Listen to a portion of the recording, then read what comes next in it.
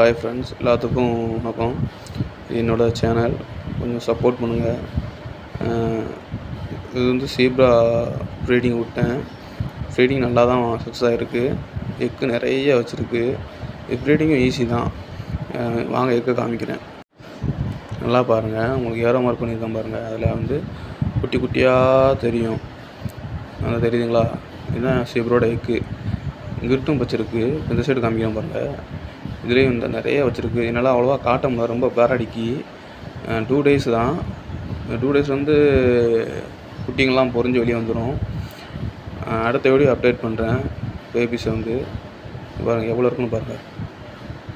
அதிகபட்சம் எல்லாம் ப்ரீடிங் பண்ணுறது கப்பி மாலி தான். அதோட இது ஈஸி தான்.